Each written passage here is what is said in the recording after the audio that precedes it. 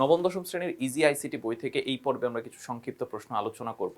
তা আমরা যদি প্রথম প্রশ্নটার দিকে একটু খেয়াল করে দেখি, প্রথম প্রশ্নের ক্ষেত্রে আমাদের বলা হলো হচ্ছে বেসলাইন শিফট বলতে কি বুঝো। ডাইরেক্ট সিলেকশন টুল দিয়ে লেখা সিলেক্ট করলে লেখার নিচ দিয়ে যে লাইন দেখা যায় সে লাইনকে বলা হয় বেসলাইন।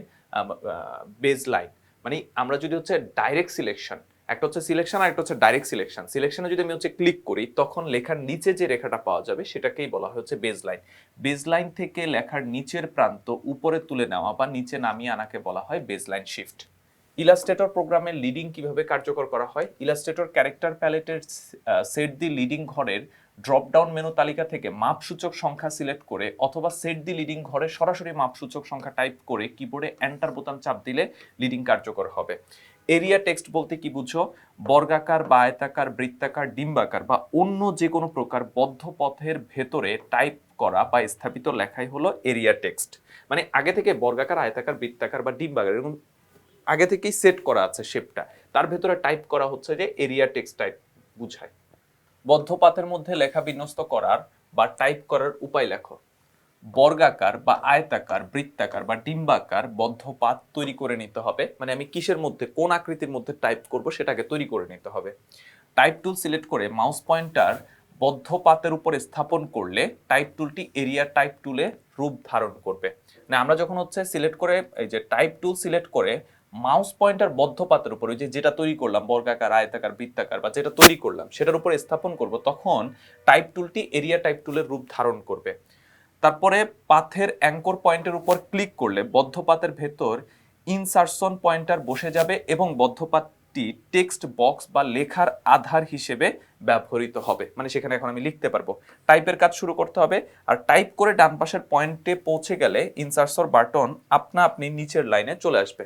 মানে ওই তোমার হচ্ছে যে দাগটা হচ্ছে লাপাইতে থাকে সেটাকে হচ্ছে আমরা ইনসারশন বলে থাকি। তো সেটা হচ্ছে যখন একদম ডানে চলে যাবে তখন এটা কি হবে, সেখানে তার লেখা যাবে, তখন অটোমেটিক সেটা নিচের লাইনে শিফট হয়ে যাবে।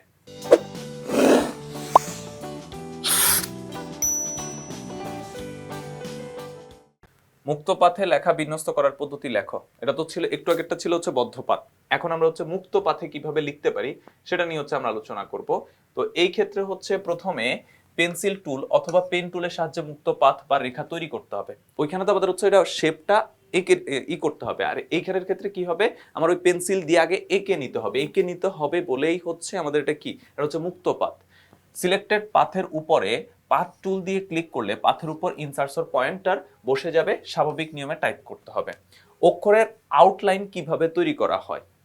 অক্ষরের আউটলাইন তৈরি করার জন্য এক বা একাধিক অক্ষর বা শব্দ সিলেক্ট করতে হবে। এরপর টাইপ মেনু থেকে ক্রিয়েট আউটলাইন কমান্ড দিলে অথবা শিফট ও কন্ট্রোল বোতাম একসাথে চেপে রেখে ও বোতাম চাপ দিলে সিলেক্ট করা লেখা আউটলাইনে পরিণত হয়ে যাবে।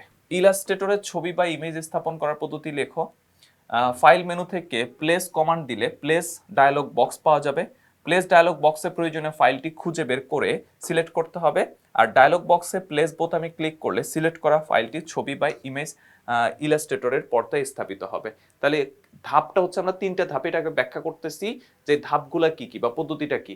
ফাইল মেনু থেকে প্লেস কমান্ড দিলে প্লেস ডায়লগ বক্স ওপেন হয়ে যাবে, মানে একটা বক্স চলে আসবে।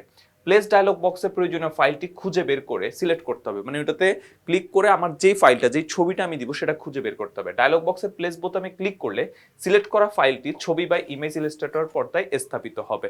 তো এই ছিল আমাদের এই পর্বের আলোচনা। পরবর্তী পর্বে আমরা আরো কিছু সংক্ষিপ্ত প্রশ্ন নিয়ে আলোচনা করব। তোমরা যারা নবম দশম শ্রেণীর ইজি আইসিটি বই সংগ্রহ করেনি খুব দ্রুত সংগ্রহ করে ফেলবে। সবাই ভালো থাকবে, সুস্থ থাকবে, আল্লাহ হাফেজ।